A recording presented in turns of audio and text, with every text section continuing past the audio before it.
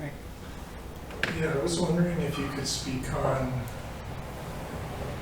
your view of the role, the importance of cultivating like attentional stability and collectedness of mind on the path. I mean, so far on this retreat, my primary practice has been just paying attention to the sensations of the breath of the nostrils, which is the practice that I kind of started out with and cultivated for several years before sort of being like, the hell with this, and switching to more awareness-based approaches. But I've been feeling lately more like maybe the importance for me of kind of going back and really like developing this collectedness. Mm-hmm. And I was curious of your, though I guess I have a doubt that like maybe, you know, the mind likes developmental projects rather than sort of just going right into the unknown. And yeah, I was curious to get your take on that. So how does it feel for you during this retreat doing that? I've been really loving it. Mm-hmm. Yeah, I've been finding that then when I go and do the undone consciousness or various other forms of inquiry, the mind feels a lot more calm. There's just not that many thoughts getting in the way. Yeah. Yeah. No, I think what you said is, you know, I think it sounds good. Generally, there is a need for some stability, right? In order to do further investigation. At the same time, there's just, to me, it seems there's like an overemphasis in a certain traditions on it. And it is kind of, you know, endless project and kind of muscle thing, right? Like you can develop acute concentration states, like just very, very sharp states. And yet, you know, if you don't stay on a retreat, let's say, you're unable to kind of sustain them, and it can become this kind of overall sort of frustration machine and kind of endless chase. So as long as, you know, there is a component of insight and wisdom that is paired with it, and you just, you know, use the concentration and stability practices just in order to set the stage for a certain clarification to kind of occur. I think that's, you know, I think that's good. I think it's all, you know, it is case by case also. You know, I'm kind of hesitant to say it's actually, you know, the best possible trajectory for everyone. There are also, again, different types of sort of mind. Some of them have more tendency to distraction and of a different kinds, and, you know, some to kind of more murkiness, some more to kind of the opposite of it, which is kind of chaotic. I guess distraction is the word, yeah. So, yeah, I would say, you know, as long as it's kind of like a supportive practice, and again, you know, I know also people who actually took the sort of path of samadhi and took it all the way, and it worked for them. So it's not, you know, but I think it's a little, in my sense, it's a little bit similar to what I was talking with Ryan about the Mu sort of practice approach. That those paths of samadhi, you know, they are good in a certain greenhouse environment when you're, you know, spending time in a forest monastery or something, and then you can really just cultivate it. And even then, you know, it's and I don't know why. I'm just, I don't have at all like answers. You know, I have more questions about that too myself. But it really seems to me that in the past there was way more people who are entering through the gate of samadhi and concentration. And these days it seems just working way less than kind of more of the just like a go right at the inside approaches. And I have met personally, people who lived in Pawang Forest Monastery in Burma and were able to enter all the jhanas, and yet, when I lived with them in the same place, actually they were pretty chaotic people in some way. They were pretty messy. It didn't translate necessarily to actually, insight or functioning. So these days it really seems that there's more and more people who are able to go through like a, just pure inquiry and pure insight path. But at the same time, it might be that there's like, it's kind of like this movement, and who knows? It may be that for some people there is actually value in that. I remember there was one person I have in mind who was just coming for some sort of kind of satsangs and just constantly being pointed to like just recognize the nature, just da da da da da. And it was years were passing, and the person was coming with the same questions and same problems, and then he tried a different approach, which kind of did a little bit of the sort of collecting and sort of a little bit of the setting of stage, and then things really kind of worked for him. So yeah, I think it's case by case. There are cases where people could benefit from this quite a bit before entering the sort of direct investigation, because then at least it's like a laboratory where the conditions are not like constantly changing, like where there's stability you can kind of look. But at the same time, I guess time after time I'm surprised how people without any at all concentration practices are actually able to have insights and all of that, which I guess in the tradition from which I come from, it's kind of like people don't acknowledge that that's the case. So yeah, I think it's case by case. All you said sounds good. I'm not sure if I answered your question, but no, that's that's all I have helpful. to say. Yeah, thank you. Yeah.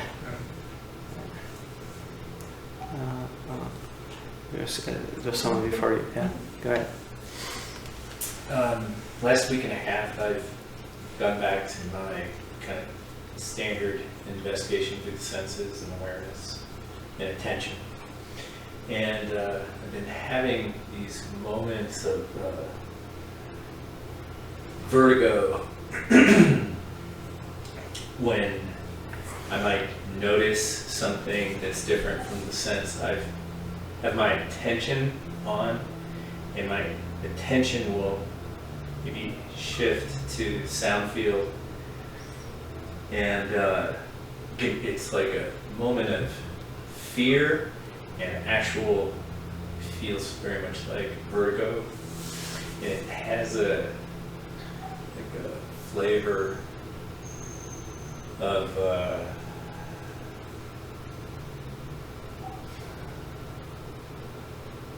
I don't know.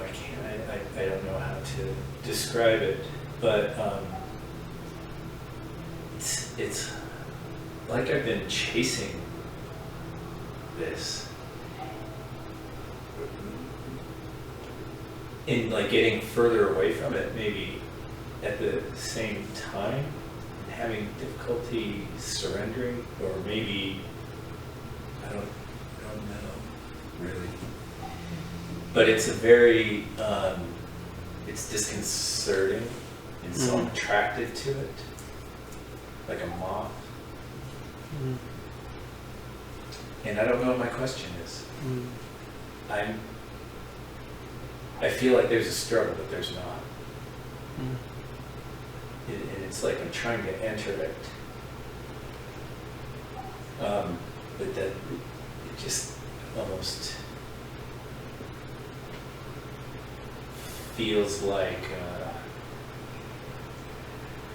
I'm creating a struggle that's not there. Maybe if you have some kind of just thoughts on that. Yeah, I mean, you know, generally this whole process is the constructive process, right? So it's sort of confusion or kind of disorientation is definitely part of it. And you know, I definitely experienced quite a bit of nausea at different moments in practice. That I wasn't sure necessarily where it was coming from, whether this was kind of like emotional thing, kind of, you know, clearing. It's like it's just this moment when I have my attention on the visual field, and then a sound, and it's like my attention just deviates. It's like everything just goes. It's just this a feeling of vertigo and a very somatic throughout my entire body. Yeah. Yeah. No, I mean, and so I grasping. Yeah, I wouldn't necessarily grasp it. You know, it's generally, or surrender into it, or something like that, right? Yeah. You know, like as the old saying goes, "Let what comes come, let what goes go." You know, and find what's. I mean, I guess that's the part of the sentence I'm not like fully on board with, but you know, traditionally, I think the saying was, "Find what always remains." But you know, whatever happens, you know, sometimes there are those moments of and I would say that those are very actually potent moments, because the system is just confused, and it's actually, you know, those are very, very often moments where, you know, something actually happens, because the kind of view or trying is kind of like there's a rug pulled from under it, but again, trying to produce it, or trying to kind of, you know, like willingly sort of it's happening multiple times every sitting. It's just over and over and over and over. Yeah. Almost every time. Yeah. Yeah. So I would just emotion is in the way. Yeah. So it sounds like more perceptual sort of. Yeah. Stuff. It feels that way. Yeah. Yeah. So I mean, I would neither you know, concerned about it or desire it more than it comes. You know, when whatever you do, it sounds like it's working, because things are just shifting a little bit. But it's best just not to create any relationship with it, like, oh, you know, I want more of that, or like, oh, I should go into there, or rather just let the natural unfoldment of things take care of itself. And you know, it might, you know, it might reveal something, but like our intention often like corrupts the process, right? Like it's same, like, let's say at first when people practice meditation, when you tell them to observe the breath, immediately they stop breathing naturally, right? They're suddenly like suddenly the process that is happening all the time, you know, when they're sleeping, and like and suddenly there's something like, oh, how do I breathe naturally, right? It's just, you know, it's just what sometimes attention does. So I wouldn't at all focus on it, rather just keep doing what you're doing. It sounds like, you know, things are clarifying, and then, you know, even if it can be sometimes unpleasant or disorienting, you know, just let it, you know, in those moments, don't try to like find any point of reference. Just let it kind of, you know, take its course. Yeah, and just, you know, see what happens.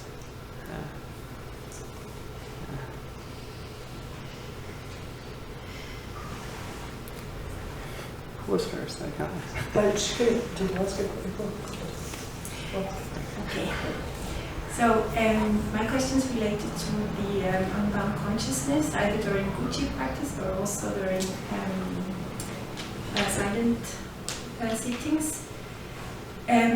So of course the experience varies, but at times there's strong presence or a strong sensation of consciousness. And it's funny because I asked the same questions about 7 years ago to another non-duality teacher, so I'm there again. I really can't confirm that I am that. I can't do that. It's there, it's undeniable, but there's an I, a small one. Mm-hmm. So where do you find it? It's just, I am not that, in the sense, there's this, and then there's... So what was the other part? Well, what are you referencing? Like in your experience, what's the Nicole part of the deal? Probably the one that sort of still feels something, like feels the quality or the presence. But what is it made of? Like how? I mean, can you try accessing it right now? How, let's say just for like 1 minute, you go into the unbound consciousness, just kind of relax the whole aperture. Everything is just opening. There's this felt sense of like some open knowingness that is there.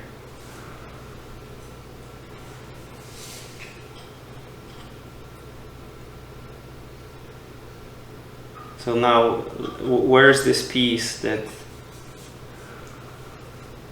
is not that, or what is being referenced when you say that?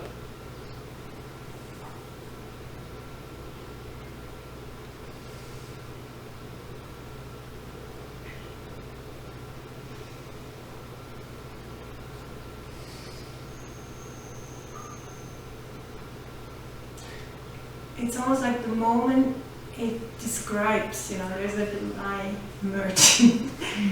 At the moment it wants to talk about it or feel it. Before, not so much. Mm. I mean, sometimes it's true that, the more,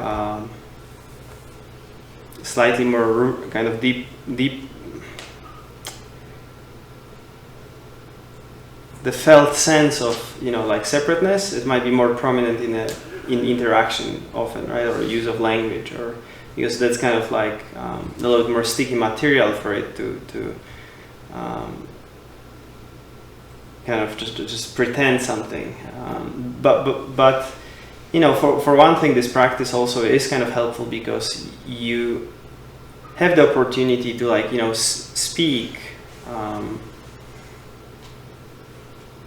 And just you don't need to like read the social clues. You don't need to do anything. You can just speak as that in some way, right? And even if there is a little bit of contraction, just also pay attention not to like not like interpret certain sense of contraction as me, right? Like because really there is no. I mean, the only thing you can reference is a thought saying me, right, or I. But besides that, it's kind of like, I mean, it's simply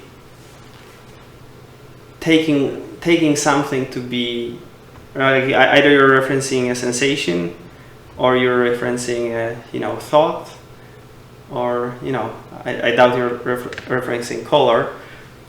In that case, as any color, right? Like there's just certain composites there. Mm-hmm. But again, it's maybe something similar, like we were speaking with Kate. It's kind of going right into, rather than it's like, okay, there's this presence, but there's this sense that I'm kind of not that, right? So it's kind of like, okay, so turn around and have a look at what is this I? What are you referencing, saying this is, because again, it's,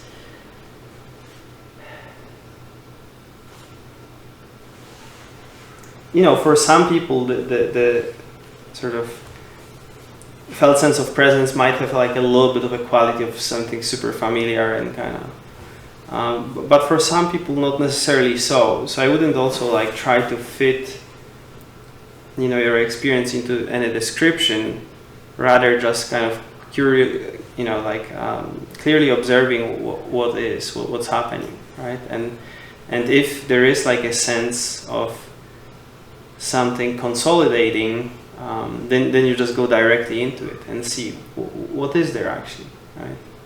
Are there sensations? Are there just like, you know, a little bit nervous energy because I have to say something? You know, like go directly into all those things and verify whether there's any me in it and a you know what I mean? And because it's kind of, it's assumed, right? I mean, you could have easily assumed, right, that brown is you, for example, right? Like, whenever I see brown, it's, I mean, it sounds ridiculous, but in a way it's like, there's some habit of identifying with something, you know, that feels kind of contracted or feels like, oh, you know, when I need to use language or something. But none of those things have self-nature. They have a nature of you know, self, right? Mm-hmm. So going directly into whatever you feel in that moment, right? And you know, spending some time looking at it. Why do I think that I am not that, right? Like I am not that, which means I am here, that is there, right? Mm-hmm. So the focus would be more on looking back and checking what am I referencing, what sensations am I taking as myself, or what thoughts. Mm-hmm. And if I understand you right, it's not about identifying with unbound consciousness if there's no identification there. Like I'm not that, I don't have to be that in a way. It's nothing it's nothing you do like that. No, mm-hmm. Yeah, it's kind of like a. It's again like this kind of a little bit false proposition, like the kind of felt sense of I thinks it will identify with something else, and then it will kind of, you know what I mean. But it's rather seeing that the knowingness stands alone, right? And if there's like a sense like, oh, but you know, then you can go directly into whatever is there that kind of tries to manage experience or something, and then see like, oh, it's just a thought, I am not that, or it's just like a sensation that feels contracted, right? But those things also stand alone on its own, right? Without any without any Nicole in them. They are just appearances, nothing else. So if you feel like, you know, you go into this place of very strong presence, and yet there is kind of, you know, there's a sort of something that feels apart, then by all means go to that and see what it is, and just, you know, clarify that, and then you don't need to worry about like, oh, I need to become something, you know. For some people this kind of felt sense might arise, but eventually it goes away for everyone who actually, you know, keeps going, right? So it's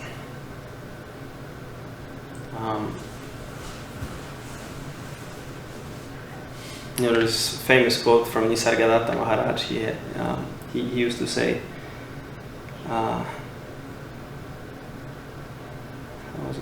when I am myself goes, I am comes. When I am goes, I am everything comes. When I am everything goes, reality alone is. And within it, all other I am, or all other I am, are preserved and glorified. That's how he phrased it. But so in a way, it's like, you know, identifying with anything is just a mechanism of self-survival. So if you go into At first, we just identify so much with the content of thought, right? Like this is who I am. This is my story. I'm a good person. I'm not good. Like whatever we think about ourselves it's kind of like that's where we derive the identity from, right? And then there is this stage where we start to recognize just the nature of the consciousness as such, right? Just consciousness, and not paying attention to the content of it, rather just the entire reflective surface of it. But then it becomes like equally,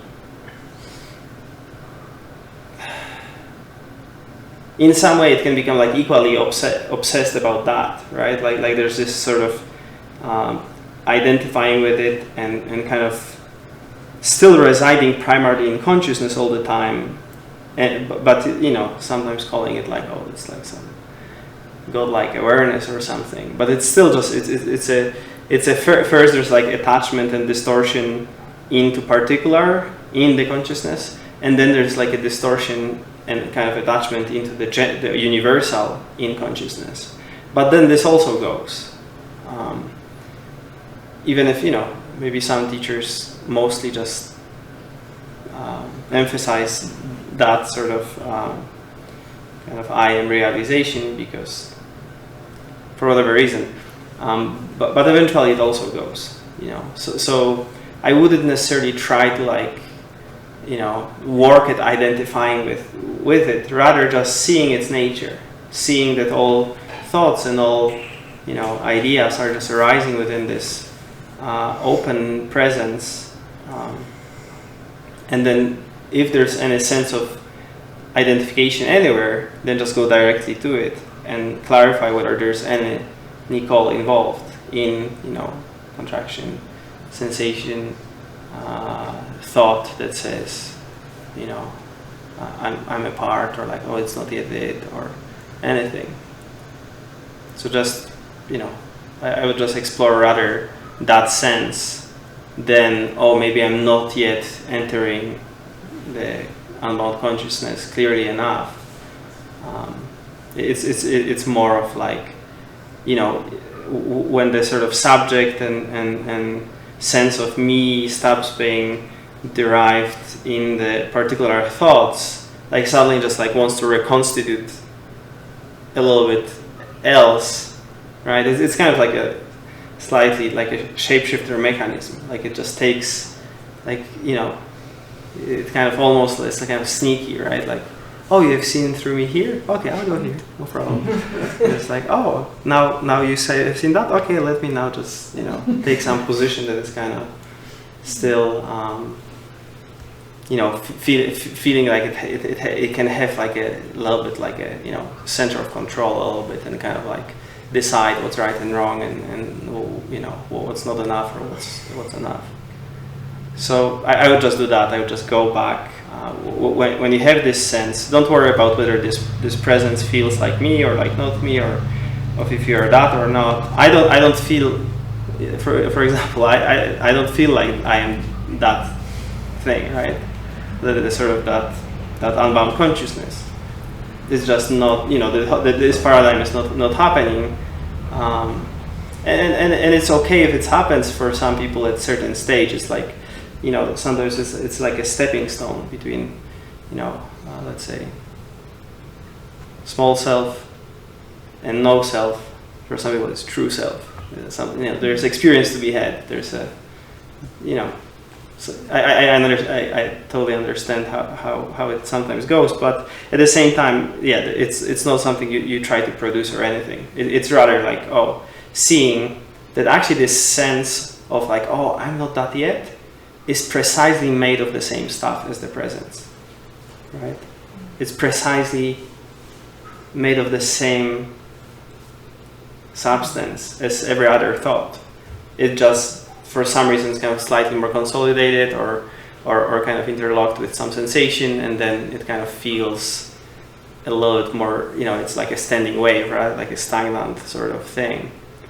But if you examine it, it's just the same presence, same substance. No problem.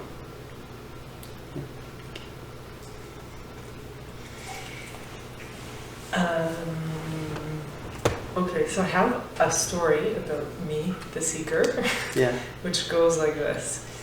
I start practicing something, and then everything becomes like really confusing, or not confusing, like disorienting, but just like really busy mind. It's just kind of like not necessarily busy with anything in particular, just kind of a lot of movement in consciousness. And today it happened again, so it was like yesterday I was like, oh great, I found a practice that works for me. And then today is like that this morning. So I just tried to allow it, to let it be, and then all the emotion came, and I think I'm noticing a pattern, but then I don't think I need to, like, I guess the question is this something that I should pay attention to? Because what it feels like is I keep getting sabotaged by the emotions, and I don't get to, I don't end up being able to go deeper with a practice, because all of a sudden, a bunch of emotion comes up, and often it'll last for like that sort of confusing period or whatever, and then I'll be like, oh, I need to work on emotions, and then whatever, and then I end up not coming back to the practice. So it just feels like there's some, like I'm not sure if there's some kind of self-sabotage happening, or if this is just the process, and I just have to just let it do its thing. Mm-hmm. Yeah, I mean, definitely you should, like look into your own intuition about it. But, if you're in a situation where there's absolutely no emotional component happening, right? And yet, something is arising,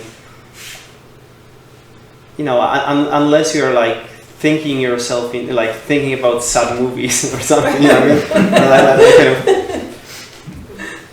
I would say probably it's just, whatever happens in your practice is kind of opening up some resistance is being lifted, and things are coming up. I would assume that you have periods where that's much less so, and maybe now it's period that it's more so. Mm-hmm. So my sort of guess would be that probably just, things are coming up to the surface, and when they come, definitely don't push them away or resist them, just let them unfold, and when they finish its course, you can go back to the whatever practice you were doing, and kind of just like, Yeah, it feels like my system needs a long time to metabolize when big stuff comes up like that. Like during Angela's, for like the first week, it was a lot of emotion came up, and it felt like I was kind of metabolizing for 2 weeks after. And then finally, the beginning of this one, like, okay, finally I got more concentrated, and then again, another explosion. So, but yeah. Yeah, no, I mean, sometimes it takes time, like when I was dealing with like a period of intense emotion work, I mean, it was months, and in my life I practiced quite a bit meditation, every day, and it was the only period where I could squeeze in maybe 15 minutes in the morning. That was it. Yeah. Because there's just, it wasn't helpful. I mean, there was a lot of energetic movement too, but it took months to kind of just find some ground for me. This feels like it's been a pattern for years, though. This has been like going on for a long time. But anyway, but in this context, then like for the sitting meditations after, like it's just like feels like a lot of heavy emotional energy. Just sit with it, feel it directly. That's it, I guess. Like sure. I don't know if you've heard this great thing called TRE.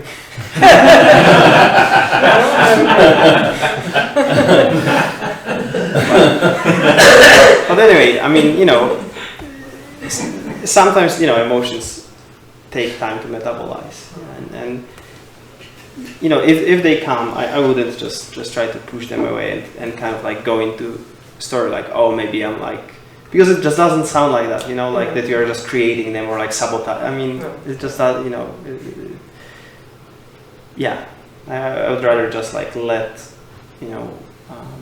whatever comes, just honor it, and No, Yeah. maybe that's just what this time is for you. You know, that's fine. Yeah.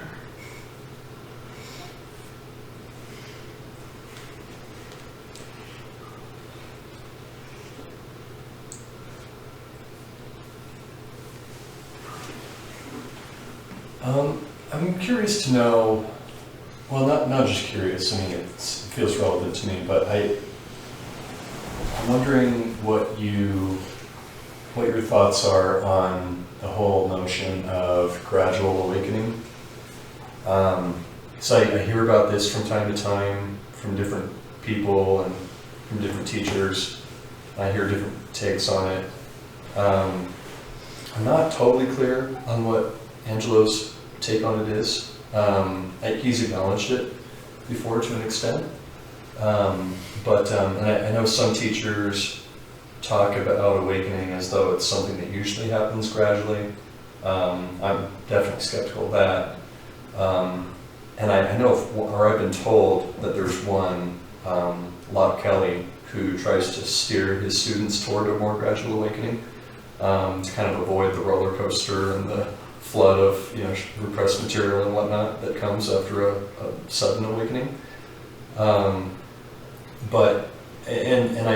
I've felt from time to time like a gradual awakening might be the way that this plays out for me, or might already be playing out for me. And so, but I have this kind of fear of it because I don't. I kind of worry that if it happens gradually for me, I kind of worry that I'll never be totally sure it actually happened. Like maybe I'm just kind of convincing myself that it happened gradually when, really not that much happened. And maybe I just don't, know what, awakening really is.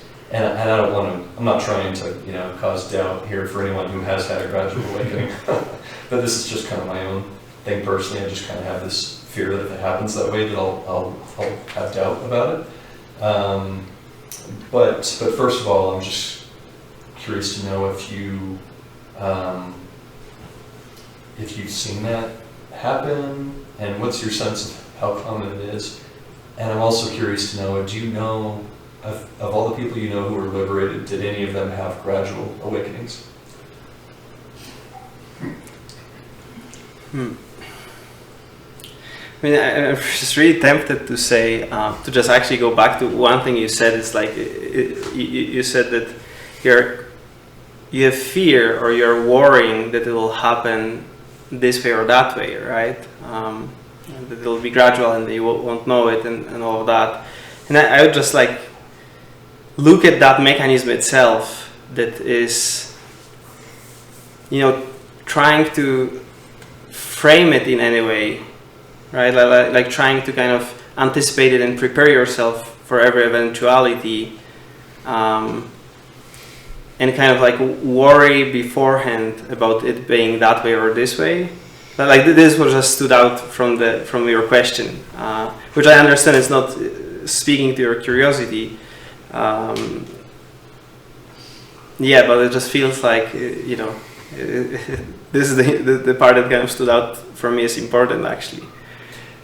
Yeah. Yeah, and one thing I didn't mention was that I actually see pros and cons with it being gradual or sudden, either way. And so I wouldn't say I have a lot of fear about it. I just because like I think one of the pros would be that I wouldn't be like anticipating this big event. I would just kind of be getting like positive feedback that what I'm doing is working along the way, and not kind of worrying about this big thing happening, and just as I notice feel progress, that I just kind of stay the course, and then at some point I feel like it's been completed, at least that phase of the journey has been completed. And so I do kind of like that aspect of it.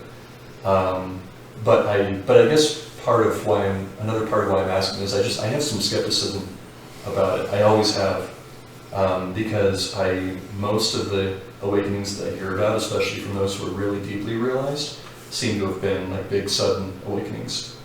And so yeah, I was just kind of wondering what you've seen with that, and do you feel confident that gradual awakenings definitely happen? And if so, have you seen them, those people then become deeply realized? Is it okay for me to ask that? Yeah, I mean, I'm just still going back to something. So I feel like I do trust when you tell me something, or tell someone sometimes that, sometimes for you the way of understanding is to kind of put your mind at rest. And I trust that there is part of that, in your way of approaching it. But yeah, at the same time, it's like it feels like trying to put a thunderstorm into a tea kettle. You know what I mean? Like the awakening process is so unique and so dynamic and so unpredictable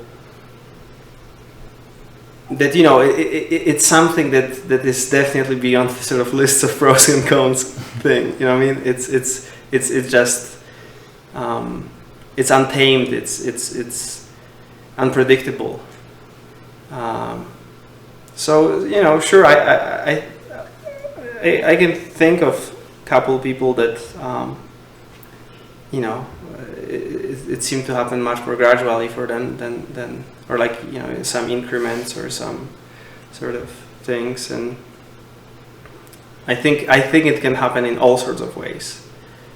There might be some statistics. I don't run polls, and I mean maybe someone like Angelo, who speaks with so many different people, maybe he could kind of come up with something here, but it's more about it's more about just acknowledging it happens in as many ways as many people have woken up, and even if there are some universalities, everything is so right. Like there was not the two snowflakes in the history of the universe that were exactly the same, right?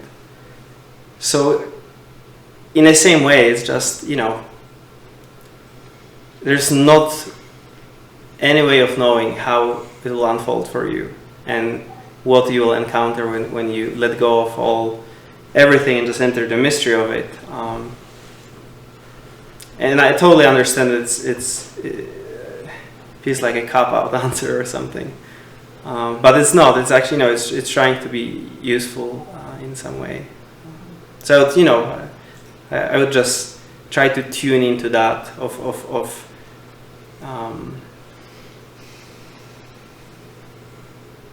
like being like trying to kind of be at ease with just not knowing, just kind of orient towards that, just like kind of open. What if I can't control it and I can't have any idea or knowing how it will play out, and just see whether there is like a mechanism that like a control mechanism that is kind of like wanting to assert anything, and kind of just returning to this just open mystery of kind of no uncharted territory and no maps, which is each of our journeys really. Yeah. Okay. Awesome. Yeah, that's helpful. Thanks a lot. Okay. Thanks.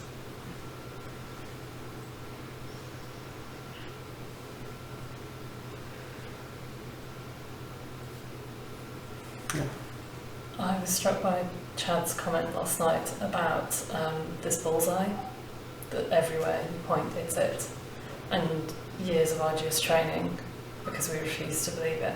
And I'm kind of like, I've just been with that ever since. And something about experience so far has shown me that that is the case. So I'm not just taking it on hearsay, I actually have some insight, small insight into that. So I'm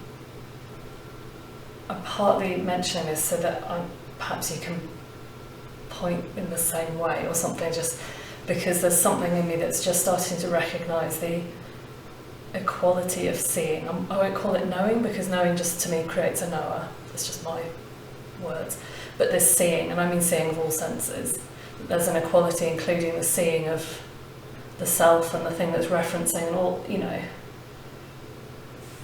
The bit I don't get is how that relates, I kind of half get how that relates to unbound consciousness, because it seems to me this direct pointing of like to find wherever you aim is towards consciousness, not unbound consciousness. And the unbound doesn't have to have anything that it points towards. So I'm just trying to move between the finding anything, any appearance, and unbound consciousness. Does that question kind of make sense? And I'm happy to hear from Chad as well.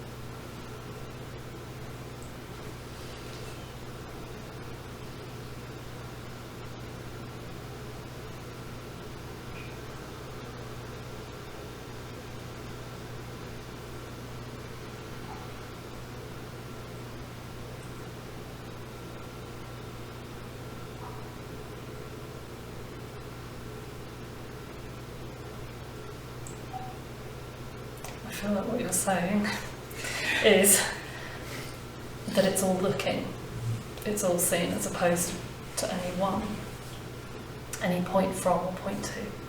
And I don't even know why I'm saying that, but I feel like that's something about what you're saying.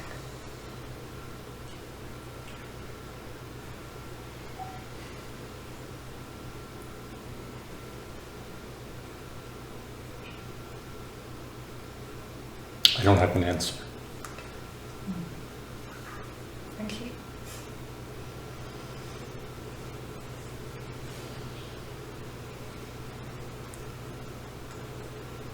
So, what did you say about the difference between consciousness and unbound consciousness?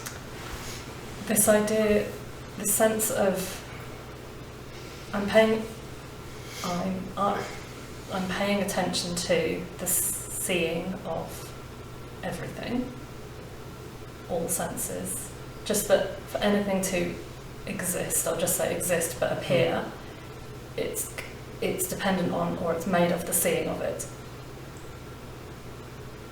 But that's objects, that's appearance, and I don't yet experience that seeing without an object. And I'm guessing that that's the relationship between appearance and unbound consciousness. Yeah, it's not about experiencing seeing without object. It's not about that. Okay. It's about experiencing seeing, seen without the seeing.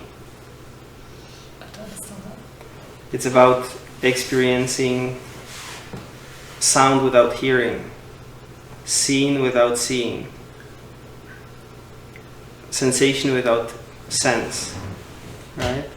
So the collapse of subject-object, and the thing is the thing, it doesn't need an action to make it happen. Yeah.